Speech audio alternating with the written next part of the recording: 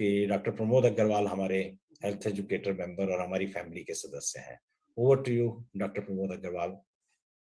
Thank you very much for the nice words. सभी को मेरा नमस्कार और आप सबका बहुत बहुत धन्यवाद मुझको इनवाइट करने के लिए। आज वर्ल्ड सीओपीडी डे है। आप सबको पता चला आज वर्ल्ड सीओपीडी डे है, लेकिन इसका अभी इम्पोर्टेंस बहुत ज्यादा बढ़ गया है।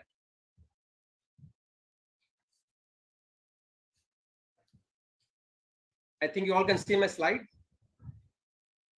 हाँ जी, अभी इसका इम्पोर्टेंस बढ़ गया है, कारण कोविड का समय है।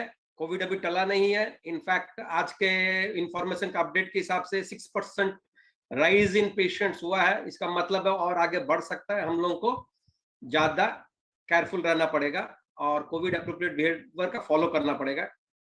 दूसरे, एयर पोल्यूशन भी बढ़ रहा है, विच इज इंपॉर्टेंट फैक्टर जो सीओपीडी बढ़ाता है।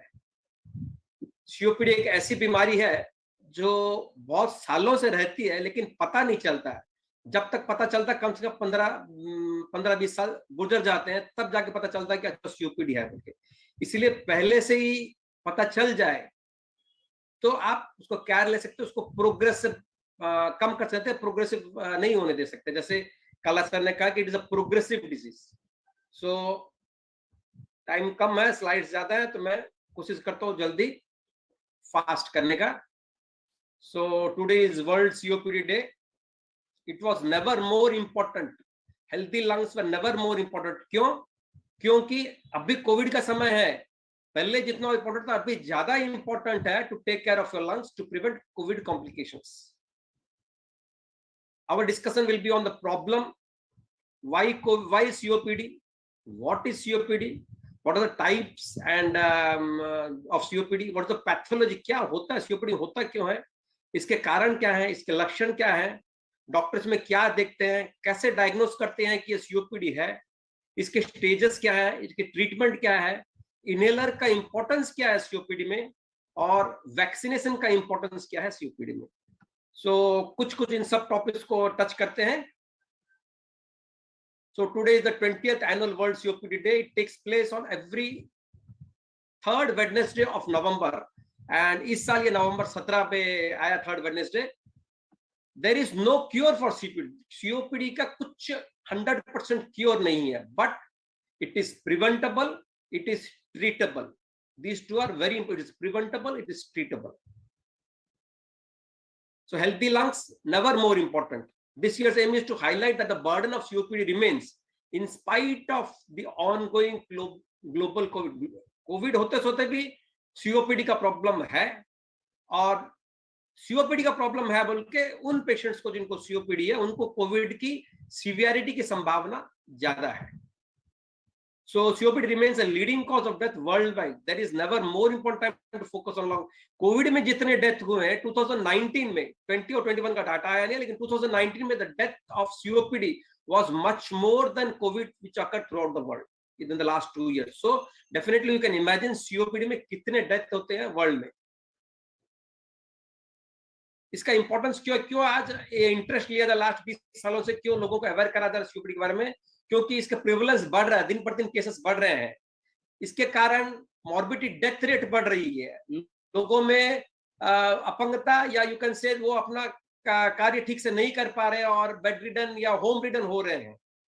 डायग्नोस्टिक टूल्स बढ़ रहे हैं, टेस्टिंग मेथड्स बढ़ रहे हैं, नए नए ट्रीटमेंट अवेलेबल हो रहे हैं। इसलिए लोगों में अवेयरनेस की जरूरत है कि कैसे प्रिवेंट करें, अगर हो गया तो कैसे ट्रीटमेंट करें, घर में रिडन ना हो, अपना काम ठीक से कर सकते हैं, डेथ रेट कम हो, नए नए मेथड्स को अडॉप्ट करें और नए ट्रीटमेंट को अडॉप्ट करें।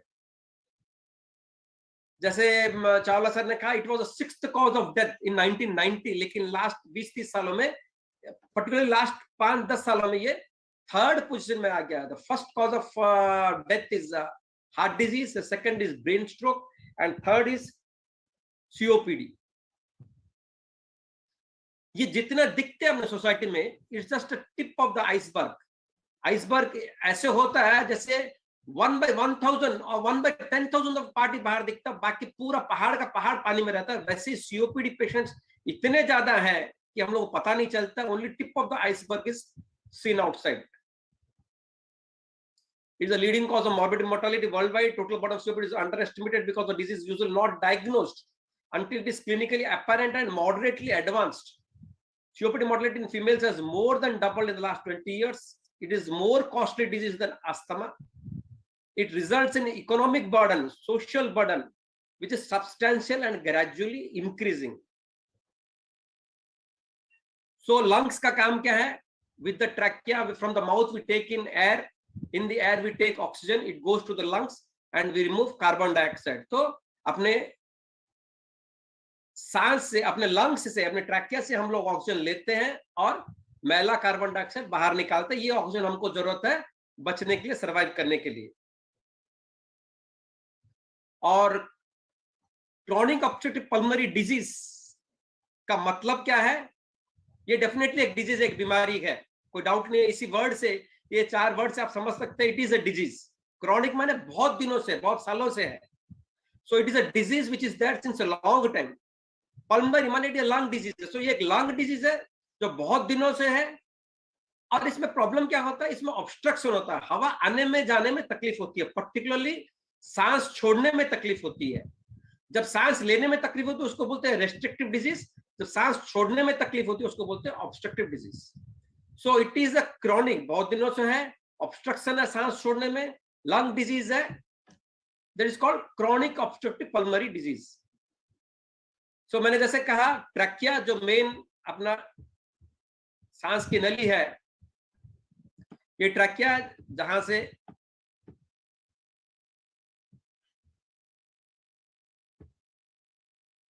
हवा अपने लोग लेते हैं और छोड़ते हैं.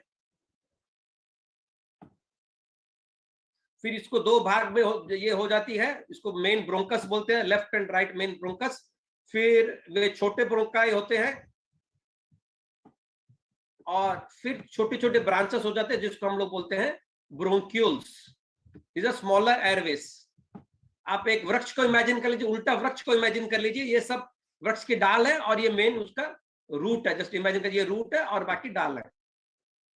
सो this is the airway system and these are the 2 lungs which do the exchange of gases which is brought from the oxygen which is brought in the trachea and the carbon dioxide which goes away through the bronchioles and trachea. ये lungs के cells है जहां पे कि exchange होता है. और इन cells को हम लोग बोलते हैं air sacs या alveoli. इस बीमारी में खासकर ये दोनों जगह पे डिफेक्ट होता है, दोनों जगह में डैमेज होता है. So chronic obstructive pulmonary disease is common preventable, prevent कर सकते हैं, treatable disease characterized by persistent. It is not temporary. Asthma में टेम्पररी होता है, लेकिन क्रॉनिक ऑब्स्ट्रक्टिव पल्मोनरी डिजीज में persistent respiratory symptoms and airway limitation that is due to airway and alveolar abnormalities. जो air sac में abnormality होता है और एयरवे में abnormality, usually caused by significant exposure to noxious particle. ये latest definition है COPD का. इसमें सब चीज को डिस्क्राइब किया गया. It is a common disease, it is a preventable disease, a treatable disease.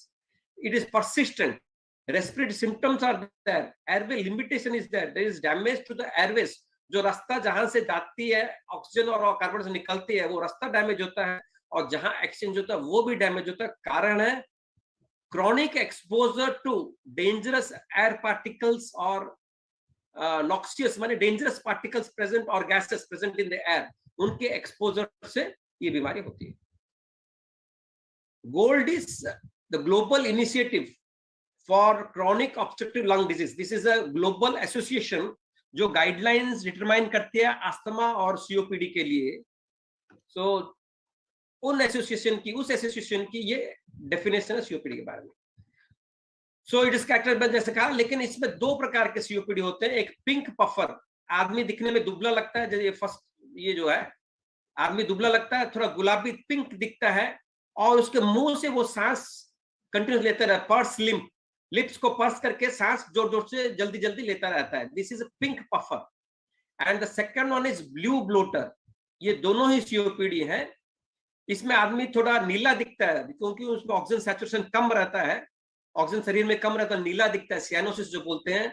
और मोटा रहता है, ओबीज रहता है, इस डिजीज के कारण हार्ट पे भी प्रेशर पड़ता है, जिसके कारण शरीर में सूजन आ जाती है, चेहरा, मुंह, हाथ पांव सब सूजा रहता है। इन दोनों में डिफरेंस रहता है। तो ये खासकर दो प्रकार के, पिंक पफर और ब्लू ब्लूटर।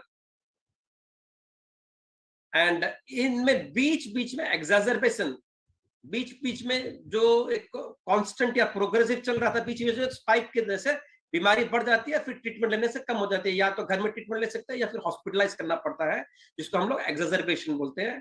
और एसोसिएटेड कोमॉर्बिडिटी भी होती है, इनके कारण आपके हार्ट पे, इनके कारण आपके लिवर पे, इनके कारण आपके बोन्स में भी प्रेशर पड़ता है, जिसके कारण कोमॉर्बिडिटीज डेवलप होते हैं। तो मैंने जैसे कहा, एयरवेज और एल्वियोलाई, एयर सैक दोनों में डैमेज होता है। So chronic obstructive pulmonary disease, जब एयरवे में डैमेज होता है, जब एयरवे में डैमेज होता है, then we call it chronic bronchitis.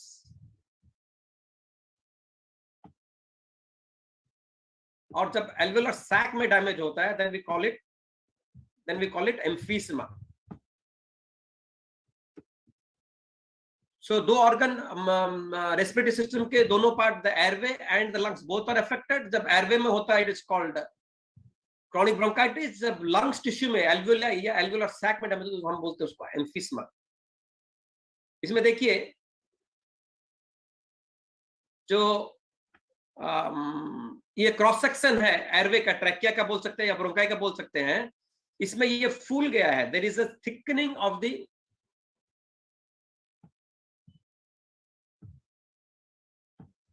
there is thickening of the air muscles and there is mucus secretion inside the airway, और एयरवे टाइट हो गया है, छोटा हो गया है, और उसके अंदर बलगम या म्यूकस जमा हो गया, जिसके कारण हवा आने जाने के लिए रास्ता कम हो गया है। So mucus, there is hyper secretion of mucus, air trapping, chronic productive cough is that, खांसी होती है, एयर ट्रैप हो जाता है, डिस्निया माने ब्रेथलेसनेस होता है, और खासकर रेस्टिंग डिस्निया, बैठे बैठे भी डिस्निया। हम लोग जनरली हार्ट पेशेंट को बोलते हैं चलने से आपको हांफनी आती है क्या, इसमें क्या था, क्रॉनिक ऑब्स्ट्रक्टिव में बैठे बैठे भी आपको हांफनी आती है, कमजोरी आती है, और वीजिंग, सीटी जैसे बसती रहती है चेस्ट में। जब पास में कोई बैठा रहता है, उसके ऐसे लगता है पास बैठे सीटी जैसे चल रही है, या बगल में कोई लेटा तो लगता है सीटी जैसे चल रही है, माने उनको वीजिंग हो रहा है, और चेस्ट में टाइटनेस। खासकर इसके 3 सिम्टम्स होते हैं, खांसी, ब्रेथलेसनेस, कफ निकलना, और वीजिंग भी हो सकती है। एल्वियोलाई में, वो तो हम ब्रोंकस के बारे में बोल रहे हैं, एल्वियोलाई में क्या होता है, एल्वियोलाई में जहां गैस एक्सचेंज होता है, ये डैमेज हो जाता है। देखिए,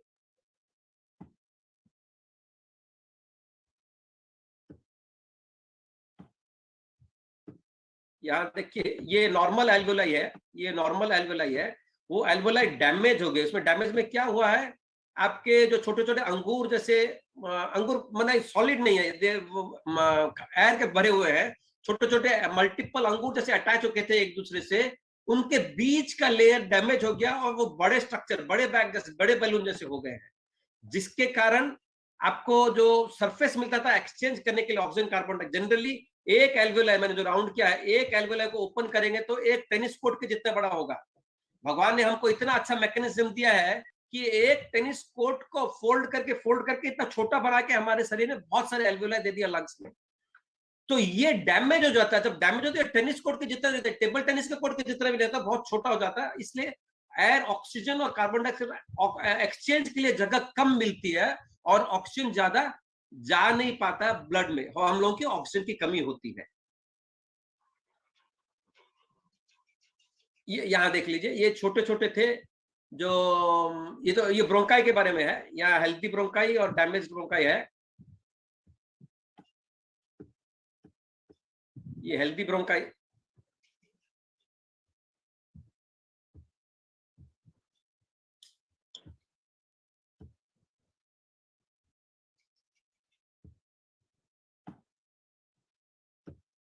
ये हेल्दी ब्रोंकाई है, और ये डैमेज ब्रोंकाई है, जैसे मैंने कहा वो थिक हो गया है, the bronchi become thick and mucus is collected in it, so the exchange becomes difficult. और ये आप देख लीजिए, एयर सैक्स है, ये नॉर्मल एयर सैक्स है, और ये हेल्दी एयर सैक्स है मेरे राइट साइड में, और these are healthy air sacs. and these are damaged air sacs, so oxygen exchange becomes very difficult. This is a microscopic view. This is a diagrammatic view.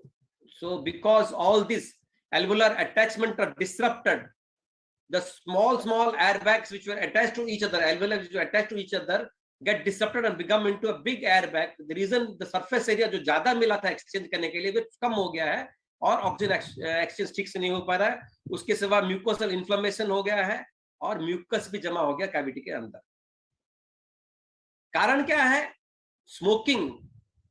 Smoking is the most important cause of COPD in the developed countries. लेकिन developing and underdeveloped countries में it is the pollution, it is the biomass gas fuel which we use at home or industries. ये सब main कारण है आपके COPD के. So cigarette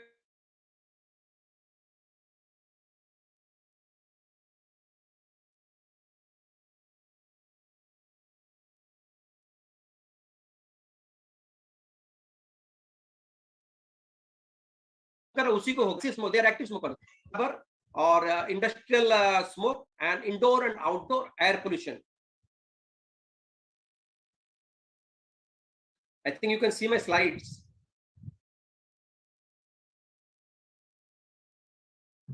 Indoor and outdoor air pollution. And the nutrition factor is very important. Again, infections, socio-economic status and aging. So जैसे उम्र बढ़ती है, न्यूट्रिशन ठीक से malnutrition होता है, infections हो जाते हैं और poor socio-economic status में ये problem ज्यादा होती है. So causes COPD develops gradually over time, often resulting from a combination of risk factors: tobacco exposure from active smoking or passive exposure with second-hand smoke, occupational exposure to dust, indoor air pollution, biomass fuel, which is very important in countries like India and other developing and underdeveloped countries. Wood, animal dung, जो गोबर वगैरह use करते हैं, crop residue जो use करते हैं जलाने के लिए बल्कि, और coal which is being used. So these are important factors for COPD in India in poor socio-economic status patients and particularly elderly. मैंने खास करके मेरे पेशेंट्स से मैंने ऑब्जर्व किया है, मंदिर के पुजारी जो दीप जलाते हैं मंदिर के अंदर, and they have been remaining inside the temple for hours together, and we all go for few minutes वहां दीप जला के आ जाते हैं. कई मंदिरों में हजारों संख्या में जाते हैं, and they are exposed to that smoke continuously. Now those people after 20 years 15 years of exposure, now they are coming with COPD. और second है सुनार, जो continuously वो smoke में काम करते हैं. These are the two. I have not seen it anywhere in the studies, but it is my experience. I am having quite a number of patients of COPD who are particularly pujaris and sunars. So early life events such as poor growth in utero, pregnancy में अगर बच्चा ठीक से growth नहीं हुआ है, prematurity है, उसको बचपन में बहुत बार infections हो रहे हैं, बचपन में बार अस्थमा हो रहा है, तो उनका लंग मैच्योरिटी ठीक नहीं होता, इनको भी संभावना ज्यादा होती है. और एक जेनेटिक कंडीशन है जिसको बोलते हैं अल्फा 1 एंटीट्रिप्सिन डेफिशिएंसी, इसमें भी यंग एज में COPD हो जाती है. मैंने इसका symptoms mainly shortness of breath, माने हांफनी आती है और साथ में खांसी और बलगम कफ निकलना, चेस्ट टाइटनेस, और बहुत सालों से जिनको है वो काम ठीक से नहीं कर, एक्टिविटी लिमिटेशन हो जाती है, और डिप्रेशन और एंजाइटी से भी वो इफेक्ट होती है, क्योंकि वो काम ठीक से नहीं कर पा रहे, उनको लगता है कि मैं एफिशिएंट नहीं हूं, मैं इनएफिशिएंट हूं, मैं डिपेंडेंट हूं दूसरों पे, इसलिए साइकोलॉजिकल प्रॉब्लम भी उनको होती है. And as I told, tobacco smoke and other things I have explained. Difference COPD में आप लोग COPD आएगा कुछ और है, कैसे पता चलेगा? अस्थमा एक बीमारी है जो COPD के जैसी लगती है, लेकिन वो टेम्परेरी रहती है, साल भर नहीं रहती है, 10 दिन 15 दिन महीने भर रहेगी, फिर पूरा ठीक हो जाएंगे, फिर वापस तो हो सकती है. देन हार्ट फेलियर और COPD भी बराबर है, इसीलिए हार्ट फेलियर को very similar to COPD failure, very similar, तो डिफरेंशियल करना पड़ता है, डॉक्टर उसको करते हैं. Bronchiolitis is a lung disease जिसमें लंग्स में बहुत डैमेज हो जाते हैं और खून में बलगम में खून गिरता है, ट्यूबरकुलोसिस आप जानते हैं टीबी के बारे में, क्रोनिक ब्रोंकाइटिस, ब्रोंकियोलाइटिस, जो small, very small airways are affected and obliterate they usually occur in children. So all these are differential diagnosis में सीओपीडी के बदले में और क्या हो सकता है, ये सब आ सकते हैं. जनरली हार्ट फेलियर जब होता है या कई सीओपीडी पेशेंट को गलत से उनको हार्ट की वजह से हाई ब्लड प्रेशर वगैरह से जो पीड़ित रहते हैं तो गलत डायग्नोस हो जाते हैं, इनको हार्ट फेलियर है लेकिन इनको सीओपीडी रहती है. सीओपीडी में राइट साइड हार्ट फेलियर होता है और हाई ब्लड प्रेशर या यूजुअली हार्ट अटैक या दूसरी हार्ट की बीमारी में लेफ्ट साइड हार्ट फेलियर पहले होता है, बाद में राइट साइड हार्ट फेलियर होता है. और लंग डिजीज में सीओपीडी जैसी बीमारी में फर्स्ट में राइट साइड का हार्ट फेल होता है, उसके बाद लेफ्ट साइड का हार्ट फेल होता है. Pathological changes occur in 4 different compartments: the central airways, peripheral airways, lung parenchyma, apple vascular, जैसे मैंने कहा. Tobacco smoke is the main risk factor. So देखिए नॉन स्मोकर्स में इन्फ्लेमेशन बहुत कम रहता है, फर्स्ट वाला. सेकंड वाला में नॉर्मल स्मोकर्स में थोड़ा ज्यादा सोजन रहती है लंग्स में, और सीओपीडी में बहुत ज्यादा सोजन रहती है.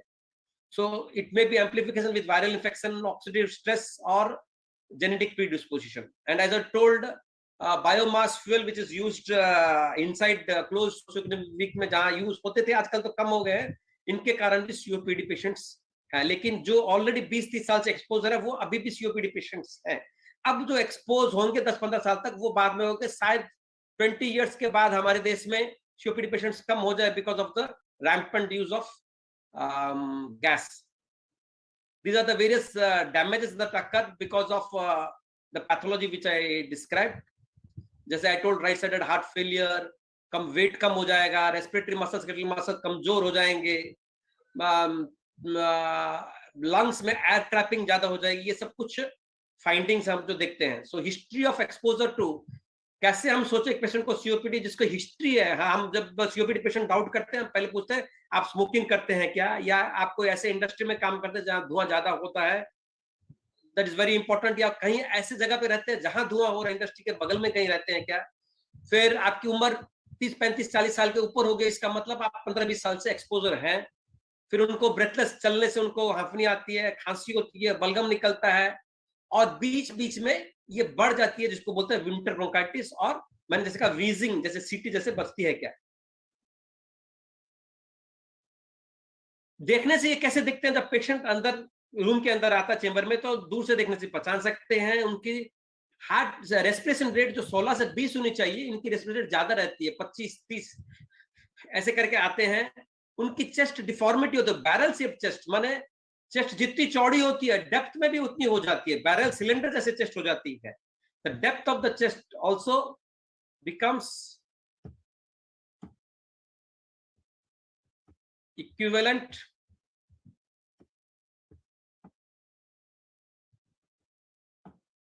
the depth of the chest also become equivalent to the width of the chest. So the patient becomes has a barrel shaped chest. और पर्स लिप ब्रीथिंग, लिप्स को ऐसे मोड़ के लिप्स को यूज करते हैं रेस्पिरेशन लेने के लिए, सांस को खींचने के लिए. साथ में आप देखेंगे उनके नेक में जो मसल्स होते हैं वो ज्यादा यूज हो रहे हैं. नॉर्मल में आपने नेक मसल्स यूज नहीं होते, जब जोर से बोलते हैं तो यूज होते हैं, या फिर जोर से सांस लेने से वो यूज, नेक मसल पूरा प्रोमिनेंट होकर दिखते हैं. और वीजिंग जैसे साउंड उनके मुंह से निकलती रहती है. उनका वेट बहुत, अगर वो क्रोनिक ब्रोंकाइटिस में आते हैं, वो अगर पिंक पफर में आते हैं तो उनका वेट बहुत कम रहता है, और अगर वो ब्लू ब्लोटर में आते हैं तो वो मोटे रहते हैं. और जब बैठते हैं तो टिपिकली एक पोजीशन को ट्राइपॉड पोजीशन बोलते हैं, and usually they sit in this position. This is called a tripod position. सामने दोनों हाथ का सपोर्ट लेते हैं और अपना हिप्स का सपोर्ट लेके ट्राइपॉड जैसे बना के बैठते हैं. वो this is a typical posture of a COPD patient. वो जो चेयर पे बैठते हैं तो सामने झुक के बैठते हैं और दोनों हाथ दोनों घुटनों पे रख के अपने आप को सपोर्ट लेके बैठते हैं ताकि उनको ऑक्सीजन ज्यादा मिल सके बोल के. और मैंने जैसे कहा बैरल शेप चेस्ट, उनका चेस्ट बैरल शेप जैसे हो जाता है. तो purse lip breathing, prolong expiration produce positive pressure and use accessory muscle for respiration. So pink puffer and blue bloater, blue bloaters, this is a pink puffer and this is a blue bloater. कैसे दिखते हैं? chronic protective blue bloater जो रहते हैं, they have chronic protective cough, they have purulent sputum, बलगम में खून भी आ सकता है, थोड़ी हांफनी होती है, they look blue because of low oxygen, इनकी SpO2 अगर पल्स ऑक्सीमीटर देखेंगे तो कंपैरेटिवली कम रहेगी, और क्रैकल्स और व्हीजस साउंड उनके चेस्ट से आते रहेंगे, प्रोलॉन्ग्ड एक्सप्रेशन, मोटे रहते हैं, और इनको हार्ट फेलियर की संभावना, राइट साइड हार्ट फेलियर इनको ज्यादा रहती है। और जो पिंक पफर है वो ब्रेथलेस ज्यादा होते हैं, खांसी कम होती है, एंड उनकी शरीर पिंक दिखता है, एक्सेसरी मसल यूज होते हैं, they lip very thin, this called cachexia. Lungs are hyper inflated and barrel shape chest रहते हैं उनके, डिक्रीज ब्रेथ साउंड्स, कॉम्प्लिकेशन में रहते हैं। इनमें जनरली वो जो बुल्ले जो रहते हैं, जो एयर बैग्स रहते हैं, वो फट जाते हैं और अचानक ये सीरियस चेस्ट पेन होकर सीरियस हो जाते हैं। इनको इमीडिएटली हॉस्पिटलाइज की जरूरत पड़ती है। उनके छाती में हवा पूरी लंग्स में हवा भर जाती है, जिसके कारण हम लोग एक ट्यूब देके, नीडल देके हवा को साथ साथ निकाल दें, इसको बोलते हैं pneumothorax. It's a life threatening condition. If that small bleb और bulla bursts, then if you do not put the needle and remove all the air, lungs पूरे कोलैप्स हो जाएंगे। ब्रोंकियल आस्मा सीओपीडी के बराबर है, तो ब्रोंकियल आस्मा और सीओपीडी में फर्क कैसे करें? जनरली सीओपीडी पेशेंट को जानते नहीं है, इसलिए पेशेंट बोलते हैं सर हमको ब्रोंकियल आस्मा, हमको आस्थमा है बोलते हैं। लेकिन द मेन डिफरेंस इज, और आजकल एक नया टर्म आया है, आस्थमा सीओपीडी ओवरलैप सिंड्रोम। बहुत फीचर्स दोनों में सेम रहते हैं, इसीलिए third diagnosis asthma COPD overlap, ACOS. So there is an overlap between chronic bronchitis, emphysema and asthma, or you can say COPD and asthma, and we call it ACOS. खास difference, if you take this history, onset before 20 years, so asthma हो सकता है, onset after अगर शुरू हुआ 20 साल के पहले शुरू किया, 7 साल का 8 साल का बच्चा आता है तो it's not COPD, it is asthma। बच्चों को usually asthma होता है, COPD usually elderly को होता है। सिम्टम्स में वेरिएशन बहुत होते हैं, पूरे 6 महीने पूरे ठीक थे, लेकिन सर्दी आते ही, मौसम बदलते ही खांसी, सर्दी, बुखार और सांस रुकने लगता है, और दवाई देने, सांस की दवाई देने से ठीक हो जाते हैं। सीओपीडी में वैसे, सीओपीडी में साल भर उनको खांसी और बलगम निकलना, ब्रेथलेस रहता ही रहता है, लेकिन जब एक्सेजर्बेशन होता है, जब इन्फेक्शन होता है, तो ये बढ़ जाता है, जिसमें उनको हॉस्पिटलाइज दरकार पड़ती है या दवाएं ज्यादा दरकार पड़ती है, लेकिन उनको साल भर कंटिन्यूसली कुछ ना कुछ रहता है। इसमें ट्रिगर, अस्थमा में एक ट्रिगरिंग फैक्टर रहता है, जैसे एक्सरसाइज कर लिए, या कोई चीज डस्ट से या माइट से या कॉकरोच से, या कोई चीज खा लिए, या ठंड से एक्सपोजर हो गए, इन सब से एक प्रेसिपिटेटिंग फैक्टर रहता है अस्थमा में। आप जब प्रॉपर हिस्ट्री लेंगे तो आपको मिल जाए किस कारण से इनका अस्थमा प्रेसिपिटेट होता है, लेकिन सीओपीडी में कोई प्रेसिपिटेटिव फैक्टर नहीं रहता है। हाँ, इन्फेक्शन होने से इनको एक्सर्बेशन हो सकती है, लेकिन इनको रहेगा ही रहेगा सीओपीडी। बिटवीन सिम्टम्स अगर टेस्ट करेंगे, इनका लंग टेस्ट वगैरह करेंगे, जो पल्मोनरी फंक्शन टेस्ट है, peak aspirate flow meter, peak flow rate करेंगे तो नॉर्मल आएगा, लेकिन सीओपीडी पेशेंट का कभी भी नॉर्मल आएगा, थोड़ा बहुत डिरेंजमेंट रहेगा ही रहेगा। अस्थमा में यूजुअली फैमिली हिस्ट्री रहता है, सीओपीडी में फैमिली हिस्ट्री नहीं रह सकता है, लेकिन सीओपीडी में हिस्ट्री रहेगा exposure to smoke, whether it is direct, passive और एक्टिव, और इंडस्ट्रियल स्मोक, और चूल्हा, और as I told in the temples, और एज आई टोल्ड सुनार वगैरह। अस्थमा, मेरा बहुत पेशेंट देखा हुआ, अस्थमा 5 साल 7 साल से रहता है, फिर अचानक गायब हो जाता है, वो पूरा ठीक हो जाता है, उनको फिर जिंदगी में कभी अस्थमा होता ही नहीं है। लेकिन सीओपीडी ऐसे नहीं होता, सीओपीडी आपको प्रोग्रेसिव है, आज एक है तो 5 साल के बाद वो 2, फिर 3 या 4 ऐसे हो सकते हैं। It is progressive if you do not take treatment properly and regularly, you are not under the supervision of your doctor. Chest को देखने से अस्थमा के पेशेंट के चेस्ट नॉर्मल रहते हैं, लेकिन सीओपीडी के पेशेंट के चेस्ट हाइपर इन्फ्लेटेड, उनमें हवा ज्यादा भरी हुई रहती है एंड बैरल शेप चेस्ट रहता है। उनको जब टैप करते हैं तो उनके शरीर में आप जान सकते हैं कि में हवा भरी हुई है, फुल जैसे लगेगी। और वीजिंग जो होता है अस्थमा में टेम्पररी होता है, जब अस्थमा अटैक होता है तब भी उनको वीजिंग होता है, लेकिन सीओपीडी पेशेंट को रेगुलरली वीजिंग कुछ ना कुछ अमाउंट में रहेगा ही रहेगा। So all these differences which I told, the same thing. The asthma patient may look normal at normal times when they don't have an attack, but a COPD patient will have some amount of cough and expectoration regularly. So I think I missed.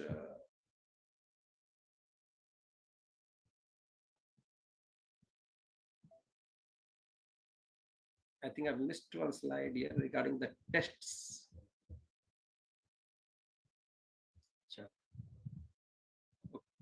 Okay. ये देखिए, ये एक asthma patient है, ये chronic bronchitis patient है, और ये दोनों सीओपीडी, एक एम्फिज्मा है, एक सीओपीडी, एक पिंक पफर है, एक ब्लू ब्लोटर है, और एक आस्थमा पेशेंट है। मैंने जैसे कहा, खांसी, बलगम और ब्रेथलेस होना, ये 3 सिम्टम्स है। Tobacco, occupation indoor outdoor, and confirm by spirometry. Spirometry is a machine, जो नीचे वाला, ऊपर वाला मशीन है, और नीचे वाला आप देख सकते हैं जो कैसे कर रहे हैं, वो ये कैसे कर रहे हैं। और ये मशीन है, इसमें आपको सांस अंदर लेके फिर जोर से फूंकनी पड़ती है, और वो मीटर में वो ग्राफिकली आपको दिखाएगा कि आप कितना, और रीडिंग भी बताएगा। लेकिन इसके पहले मैं आपको ये दिखाना चाहता हूँ, ये भी 2 सिंपल टेस्ट है जो हम लोगों ने कई बार इसके बारे में सुना है, पीक फ्लो मीटर और 6 minute walk test. They are do not very informative, but they are helpful. Peak flow meter अगर एक सीओपीडी पेशेंट यूज करता है तो उसको पता रहता है कि मेरा कितना है बोल के। जब एक्साजर्बेशन होता है तो पता चलेगा कि अभी मेरा कम हो रहा है। यूजुअली पीक फ्लो मीटर आपका 400 से ज्यादा इज नॉर्मल, ग्रीन जोन बोल सकते हैं। 600 लीटर्स पर minute is green zone, so 400 litres से ज्यादा होने से इट्स ग्रीन जोन, 400 से 700 तक, और 200 से 400 इट्स ऑरेंज जोन, माने यू आर एट रिस्की और it has become severe, and below 200 होने से it's red zone, that means you are serious and you need hospitalization. So till 200 is red zone, 200 to 400 is orange zone, and more than 400 it is green zone. So एक COPD patient अगर peak flow metre रखता है और वो खुद का testing normal time में करके रखता है कि हाँ भाई मेरा 450 रहता है, कि मेरा 400 रहता है, कि मेरा 500 रहता है, जब एक्यूट एक्साजर्बेशन होता है तो अपना देख सकता है कि मेरा बढ़ गया है, and he can take the help of doctor. Similarly 6 minute walk test हर इंसान को, और सीओपीडी पेशेंट को सबको 6 मिनट वॉक टेस्ट करना चाहिए। 30 मिनट डिस्टेंस में आप 2 चेयर ले लीजिए और फिर उनका चक्कर लगाइए फॉर 6 मिनट्स। आप कितना डिस्टेंस वॉक कर सकते हैं, हर इंसान का अलग अलग रहता है, depending upon the height, the weight, the age, the gender, and the other comorbidities, other disease, may be lung disease, may be heart disease, may be arthritis, may be all other diseases of the body. उन पे निर्भर करेगा, उनको as के factor पे, सब चीज पे निर्भर करेगा। किसको हाइट ज्यादा है तो उसके स्टेप्स बड़े होंगे, तो उस पे डिपेंड करेगा। तो हर इंसान को अपना स्टैंडर्ड नॉर्मल टाइम में 6 मिनट वॉक में कितना चल सकता हूँ वो नोट करके रखना चाहिए, 400 मीटर, 450, 500 मीटर। और जब प्रॉब्लम आती है तब देखना चाहिए कि मेरे कितना कम हुआ। अगर वो कम हो जाता तो उनको इमीडिएटली फिर डॉक्टर की हेल्प लेनी पड़ेगी या हॉस्पिटलाइज होना पड़ेगा। This is a spirometer, handheld spirometer. This is the latest instrument which you can keep at home, and you can use this instrument, same spirometer use करते हैं आपके मोबाइल में। there is a software, you download it, and आपके mobile में आपका सारा data आ जाएगा कि आपको सीओपीडी ग्रेड 1 है कि 2 है कि 3 है कि 4 है, और आपको प्रॉब्लम कहाँ है, और आप उसको फॉरवर्ड कर सकते हैं अपने डॉक्टर को। डॉक्टर उसके हिसाब से आपको दवाई भी ऑनलाइन में प्रिस्क्राइब कर सकते हैं। आपको हॉस्पिटल स्पाइरोमेट्री टेस्ट करने के लिए दौड़ने की जरूरत नहीं पड़ेगी। ऐसे रिपोर्ट आते हैं नॉर्मल, ये जो ग्रीन बॉल दिखा रहा है वो नॉर्मल वैल्यू है, और ये आपका वैल्यू कितना दिखाएगा, and then you will get the reading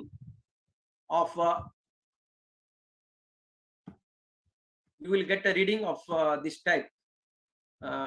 you can take 3 readings like this, and the highest जो सबसे अच्छा रीडिंग है उसको आप अपने डॉक्टर को फॉरवर्ड कर सकते हैं। It can be shared with your doctor.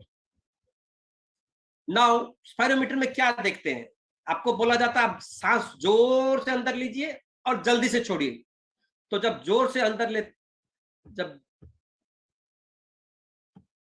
जब जोर से अंदर लेते हैं, you are asked to take a deep breath, the graph goes like this, and then you are asked to leave a deep expression. छोड़ने के लिए बोला जाए तो ग्राफ ऐसे आता है। दिस इज अ नॉर्मल, इसको फ्लो और वॉल्यूम के साथ किया गया है, और सेकंड वाला है टाइम वॉल्यूम के साथ। आपको जोर से फूंकने के लिए बोला जाता है, और जब जोर से फूंकते हैं, this is a normal graph which you get. But you see in the first 1 second आपने करीब करीब 80% फूंक लिया है। नेक्स्ट 4-5 सेकंड, टोटल 5 सेकंड में हो जाता है आपका फूंकना, और नेक्स्ट 4 सेकंड में आप बाकी फूंकते हैं। सो 80% यूजुअली नॉर्मल इंसान का FEV1 is force expiratory volume in 1 second. That becomes around 1 liter. Maximum 4 litres आप कवर कर सकते हैं, 1 सेकंड में आप 4-5 लीटर्स कवर कर सकते हैं, और बाकी जो टाइम में आप और 20% कवर करते हैं. This is normal. So FEV1 by FVC, forced expiratory volume in 1 second by total forced volume should be 80%. These are the normal standard.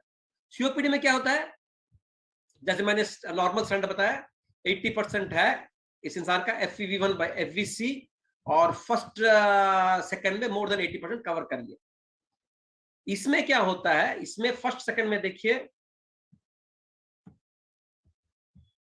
First second में देखिए, he has covered only this much. In first second he has covered all this much, and the rest he is covering in the other 4-5 seconds, and it's so the FEV1 is very low, FVC is also low, but comparatively FEV1 is very low. This ये flow volume है, और ये आपका volume, और ये time volume है, ये flow volume है. वॉल्यूम में भी देखिए आपका जब सांस छोड़ते हैं there is a dip in it. It is not a straight line like this, क्योंकि आपको छोड़ने में तकलीफ होती है. और आपकी लंग्स के अंदर ये जो है ना, ये दिखाती है आपके लंग्स के अंदर कितनी हवा बेस में, हर इंसान को फूंकने के बाद आपके लंग्स में कुछ हवा रह जाती है. ये यहां देखिए normal, this is the air which remains trapped in your lungs after expiration. लेकिन इन लोगों में हवा ज्यादा रहती है आफ्टर एक्सपिरेशन. सो इनमें हवा ज्यादा रहती है, इनकी 1 सेकंड में जो छोड़ते हैं हवा वो कम होती है, और टोटल 5 सेकंड में जो हवा छोड़ते हैं वो भी कम होती है. ये 3 चीज स्पाइरोमीटर में डॉक्टर देखते हैं. वो जो ग्राफ आप लोगों को मिलती है वो समझना जरूरी है. Diagnosis, assessment of severity of the disease following. कैसे हेल्प करती है ये, आपको है कि नहीं, आपको हेल्प करती है स्पाइरोमेट्री करने से. आपकी डिजीज सीवियरिटी कितनी है वो हेल्प करती है. आपको पता चला आपका डिजीज प्रोग्रेस हो रहा है कि आपका डिजीज उतना ही है, पता चलता है. इनफैक्ट आपको पता चलता है आप इंप्रूव भी हो रहे हैं कि नहीं, इंप्रूव पता चलता है. It may detect the presence of mild air flow obstruction 5 to 10 years before the disease starts. This is very important. If a person is working in an industry, or if he's a smoker, or if he's an active smoker or a passive smoker, they should go for regular spirometry, and they can detect 10 years before actually COPD starts. So in this way spirometry is very useful. इनको mild, moderate, severe और very severe में divide किया गया, stage 1, 2, 3, 4 depending upon, as I told, the FEV1 by FVC and FEV1. So acute exacerbation in COPD is very bad, जिसके कारण COPD धीरे धीरे ज्यादा डिटोरेट करता है. हमारा एम होना चाहिए आज का COPD प्रोग्राम का कि जो भी COPD पेशेंट हैं, और नहीं होने के लिए हम लोगों को एनकरेज करना चाहिए. स्मोकिंग बंद करो, पोल्यूशन कम करो, जितना कम कर सकते हो, try your best, whether it's a home pollution or outdoor pollution or indoor pollution. And those who are already suffering from COPD, इनको exacerbation जैसे ना हो. These should be the aim of this program, and this should be the aim of everyone to propagate. Exacerbation क्या होता है, जो symptoms रहता है वो बढ़ जाता है. Symptoms increase, lung function capacity reduces, lung function deteriorates, quality of life deteriorates, increased economic cost and increased death. ये सबको कम करना जरूरी है. So already this is a pathology, chronic inflammation होता है स्मोकिंग, डस्ट से, ये सबसे, फिर ऑक्सीडेटिव स्ट्रेस करते हैं, प्रोटीनेज इनहिबिटर करते हैं, COPD पैथोलॉजी होता है. लेकिन एक्सरसाइज जब होता है ये साइकिल विशियस होती है, चलती रहती है. हम लोग को इसको डिलीट करना, इसको एक्सरसाइज को निकालना है ताकि वो वहीं हॉल्ट हो जाए या प्रोग्रेस में बिकम वेरी स्लो. ट्रीटमेंट का 2 मेन गोल्स है. रिलीफ सिम्टम्स उनके कैसे कम हो, वो हर काम कर सके, पूरा 100% ना कर सके, कम से कम 80% अपना काम कर सके. एक्सरसाइज टॉलरेंस उनका बढ़े, उनका हेल्थ स्टेटस इंप्रूव हो, डिजीज प्रोग्रेस स्पीड से ना स्लो हो जाए, एंड एक्सरसाइज में ना हो, अगर हो जाए तो उनको ट्रीट कर सके, और डेथ रेट कम हो. Depending upon the stages treatment is changing. सभी को इनहेलर, शॉर्ट एक्टिंग इनहेलर दिया जाता है, वो कुछ टाइम के लिए काम करता है, और जो स्टेज 2 से ज्यादा है उनको long acting inhaler, bronchodilator, bronchus constricts हो गया तो उनको डायलेट करने के लिए जो दवाई देती है उनको ब्रोंकोडायलेटर बोलते हैं. And usually it is given in inhaler form. I will tell you what is the advantage of the inhaler in the next slides. So bronchodilators are given in inhaler forms. Short acting bronchodilators are usually given in asthma. In COPD, long acting inhalers are given, and in acute exacerbation a short acting inhaler is given, but all our COPD patients should be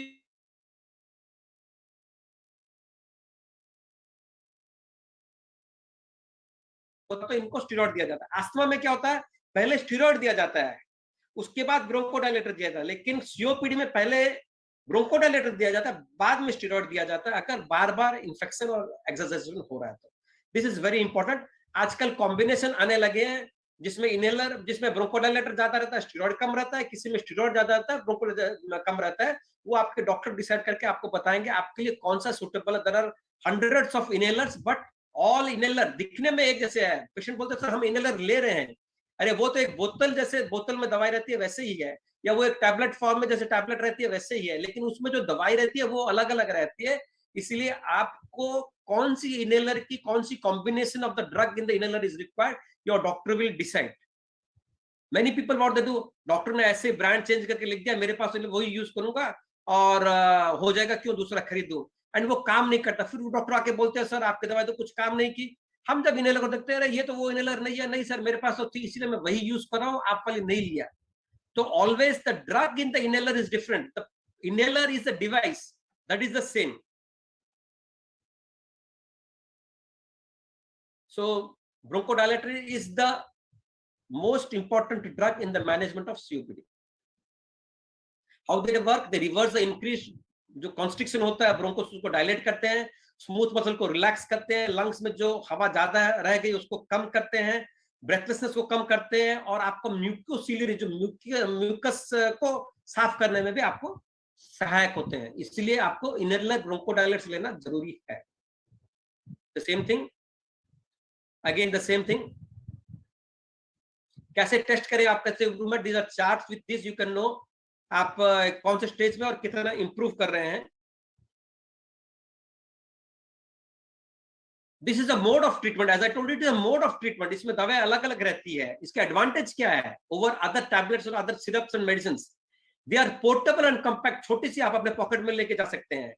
ये क्योंकि आप lungs में problem, आप lungs में use करते हैं तो आपको खून में इतनी ज्यादा जाती नहीं है, और आपके शरीर में, हार्ट में, किडनी में, लिवर में डैमेज नहीं करती। आप एक गोली जब लेते हैं या पानी की दवाई जब लेते हैं तो ब्लड में अब्सॉर्ब होती है, आपके सारे ऑर्गन्स में जाती है, उसमें एक पोर्शन जाता है आपका लंग्स में। जैसे कैंसर की दवाई लेते हैं कैंसर सेल को मारने के लिए, लेकिन क्या होता है जब कैंसर की दवाई लेते हैं तो उनके बाल भी झड़ जाते हैं, उनका वजन पूरा कम हो जाता है, वो काले एकदम कैसे दिखने लगते हैं, क्योंकि वो दवाई कैंसर सेल के साथ काम करते करते पूरी शरीर में काम करती है। वैसे आप पेन किलर खाते हैं तो आपको हेडेक तो कम होती है, लेकिन साथ में किडनी में, हार्ट में, लिवर में सब जगह काम करती है।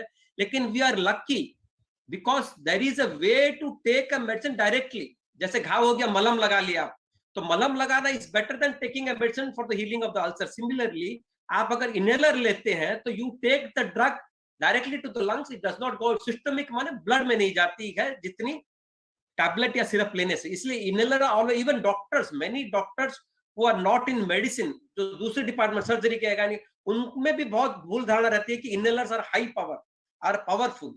That is wrong. Inhalers are 1000 times less powerful. Delivery, आप इनहेलर लेते ही 5 मिनट में आपको, 10 मिनट में आपको रिजल्ट पता चल जाता है। आप अस्थमा पेशेंट में इनहेलर देके देखिए, हम लोग स्पायरोमेट्री करते हैं, इनहेलर देते हैं, फिर स्पायरोमेट्री करते हैं, 10 मिनट के अंदर हम लोग को रिजल्ट मिल जाती है। आप कौन सी दवाई खाने से ब्लड में जाएगी और आपको 10 मिनट में रिजल्ट मिलेगी? कम से कम it will take 1 to 2 hours। Rapid onset of medication, lower dose of medication, आप गोली खाएंगे तो आपको शरीर भर में काम करेगी। So all tablets are in milligrams, but inhalers are in micrograms. 1000 microgram is 1 milli. So imagine the dose of the drug is very very very low, and क्योंकि आप लंग्स में डायरेक्ट ले, आपको कंसंट्रेशन, आप गोली लेंगे या सिरप लेंगे आपको 1000 से 1% जाएगी लंग में, लेकिन अगर आप इनहेलर लेंगे, आप 100 लेंगे तो 100 के 100 आपको लंग्स में काम करेगी। So these are the advantages of inhaler. Why I am telling the advantage inhaler? Because most of us have a wrong idea that inhaler दे दिया ये तो बहुत हाई पावर है, आपको तो कुछ नहीं। जो जिनको मालूम नहीं होगा वो आपको बता देंगे अरे इनहेलर ले रहे, इसका मतलब आपकी बीमारी तो बहुत ज्यादा है। बहुत ज्यादा नहीं है। जब इनहेलर दिया जाता है बीमारी बहुत कम है, जब सिरप और टैबलेट इंजेक्शन दिया जाता है तब बीमारी बहुत ज्यादा है। इसलिए आपको इनहेलर से काम नहीं बन रहा बोल के आपको टैबलेट, सिरप और इंजेक्शंस दिए जाते हैं। So different types of inhalers हैं। Meter dose inhaler, MDI is called meter dose inhaler, dry powder. DPI is dry powder inhaler, and these are actuated breath actuated inhaler and nebulizer. आप लोगों ने इसका diagram दिखा रहा हूं आप लोगों ने. This is MDI, sorry, this one is a MDI. This all you have seen at various places, particularly in movies. अचानक लेते हैं 5, 7, 10 पफ मार लेते हैं और ठीक हो जाते हैं. वो कंप्लीटली गलत है. वो मूवीज के लिए 10 पफ मारते ठीक हो जाते हैं, वो गलत है. 1 या 2 पफ ही आपको डॉक्टर एडवाइस करेंगे, 10 पफ एडवाइस नहीं करेंगे. You will develop toxicity because it is also a medicine. This called a metered dose inhaler. लेकिन ये लेने में उम्र वाले लोगों को और बच्चों को, क्योंकि इसमें प्रेस करना पड़ता है, ऊपर जो ये नॉब है, ये नॉब को प्रेस करना पड़ता है आपको, तो तकलीफ हो सकती है. इसलिए इसकी स्पेसर की सहायता लेनी चाहिए. स्पेसर भी अलग अलग टाइप के, बड़े, छोटे, स्टैटिक, नॉन स्टैटिक, कई स्पेसर आते हैं. आपको स्पेसर यूज करनी चाहिए. इसके मुंह पे देखिए, इसमें इनहेलर लगा हुआ है यहाँ पे. उसके मुंह पे इनहेलर लगा के आप यूज कर सकते हैं. तो इसमें क्या होता है, आप जब 1 या 2 पफ लेते हैं, जब 1 या 2 पफ लेते हैं तो वो हवा उसमें रहती है और धीरे धीरे आपके लंग्स में जाती रहती है, आती रहती है. आपको एक्सचेंज होता रहता है. उसको आपको 2 या 3 मिनट तक मुंह से निकालना नहीं है. ये dry powder inhaler. Again, dry powder inhaler कई प्रकार के आते हैं. This is one of them. There are various types of dry powder inhaler. They may be single dose, multi dose. ये एक मल्टी डोज है. इसमें 10 तो एक स्ट्रिप रहती है जिसके अंदर 10 तो पाउडर की गोली जैसे रहती है, और जब आप उसको रोटेट करते हैं, एक आ जाती है मुंह में, आप सांस जोर से खींचते तो वो चली जाती है. Multi dose. और सिंगल डोज आती है, कैप्सूल रहती है, उसके अंदर आप डालिए, प्रेस कर लीजिए, 2 होल हो जाएंगे, आप सांस खींच लीजिए, चली जाएगी. This is dry powder inhaler. इसके भी एडवांटेजेस हैं, लेकिन इसकी कुछ खराबी भी है, कुछ डिसएडवांटेजेस भी है. And this are latest in the group. This are called breath actuated inhaler. ये इसी टाइप के हैं, लेकिन इसमें आपको पंप नहीं करना पड़ता है. आप उसको ढक्कन को जब खोलते हैं तो वो ऑन हो जाता है. आप मुंह के पास लेके थोड़ा सा खींचते ही सारी दवाई आपके सांस में चली जाती है. So this is the latest in the group and very advantageous. और एक एसएमआई आती है, smooth mist inhaler. This liquid form, वो इंडिया में अवेलेबल नहीं है. So this a meter dose inhaler. This is how to use a meter dose inhaler. This is meter dose inhaler with the spacer. ये देखिए, यहाँ cylinder जैसे छोटा spacer है. Static spacer, non static spacer, 2 प्रकार के होते हैं. स्टैटिक स्पेसर में क्या होता है, आपकी दवाई थोड़ी बहुत उसके दीवारों पे लग जाती है, लेकिन नॉन स्टैटिक स्पेसर में वो दवाई लगती नहीं है.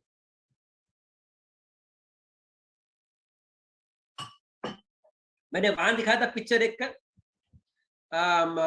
ड्राई पाउडर इनहेलर का, मल्टी ये वाला. ये सिंगल वाला है. आप इसके अंदर एक कैप्सूल डाल दीजिए, ढक्कन खोल दीजिए और फिर उसको जोर से सांस ले लीजिए, तो आपको पाउडर सारा सांस में चला जाएगा. लेकिन आपको उसके बाद कुल्ला करना जरूरी है. This is a multi-dose DPI with a multi-dose, and this is the nebulizer. You all have known about know about nebulizer, which has been many times discussed during COVID. And this is theoretically, सबका यही idea कि nebulizer is better, and we always write nebulizer to patients who are not responding to inhaler. But studies say that inhaler अगर proper way से use करते हैं, the results are same as nebulizers. Inhaler result अच्छे देते नहीं है, क्योंकि उनको प्रॉपर ट्रेनिंग नहीं है कैसे इनहेलर लेना चाहिए. इसलिए जब पेशेंट को इनहेलर दिया जाता है, वो नहीं ले पाते, तो उनको फिर या तो नेबुलाइजर खरीदाया जाता है या फिर हॉस्पिटल में एडमिशन का नेबुलाइजर दिया जाता है. But if inhaler is taken in a proper way, which I will tell you in the next slide, then the results are equivalent to nebulisers. Inhaler जब एलोन यूज करते हैं तो आप देखिए 80% of the inhaler medicine remains in the throat, in the oropharynx, and 20% goes to lungs. And if you use a spacer with it, then the results are much better. The throat में 20% ही रहता है और 80% goes to lung. So we should always train our patients to use a spacer along with the multi-meter dose inhaler. How to use inhaler? This is very important. Remove the cap from the inhaler. Shake the inhaler well. ये जरूरी है. बहुत जन shake नहीं करते. Shake करके दवाई उसमें सेटल होगी, पूरा मिला लीजिए बढ़िया से, ताकि यूनिफॉर्म हो जाए. आप जब पंप करें तो पूरी दवाई जाए.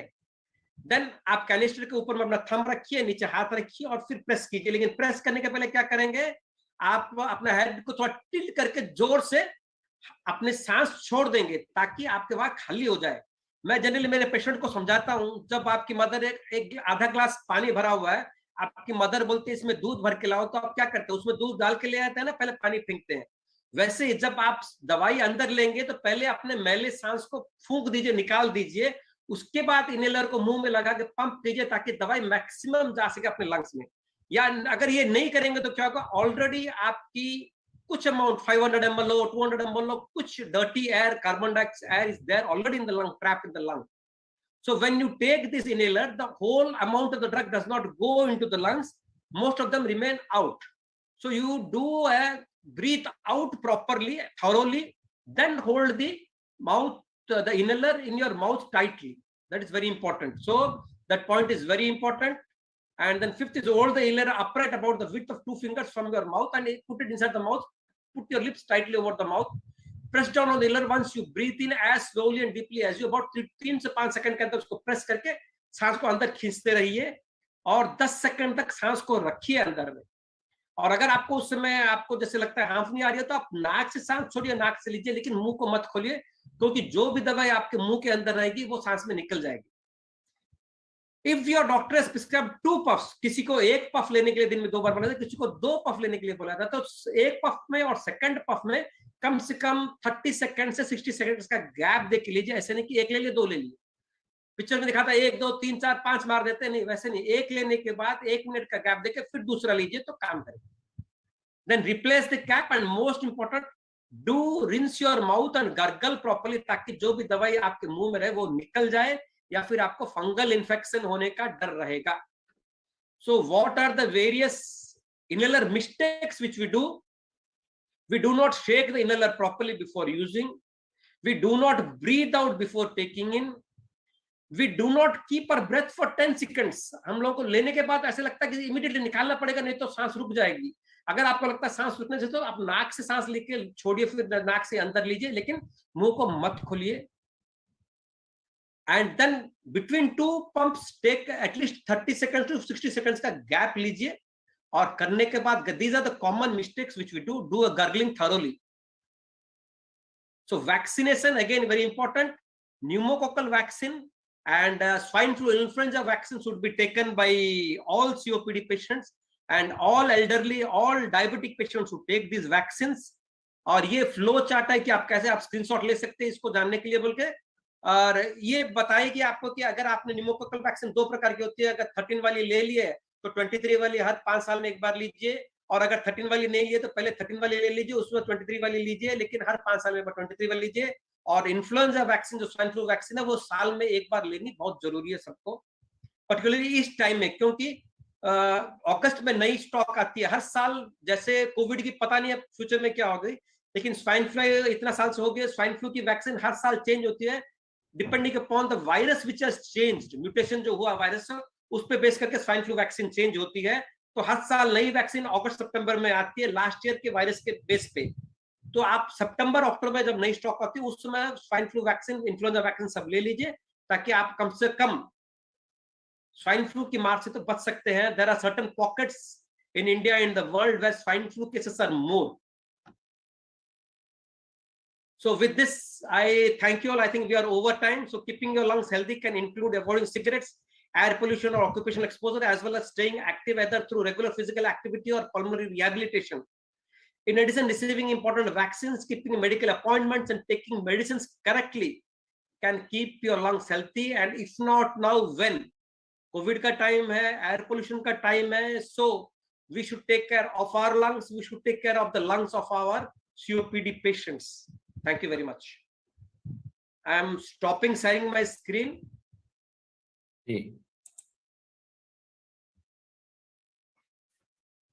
Thank you, Dr. Saab. I think I was a little fast, but I had to cover all.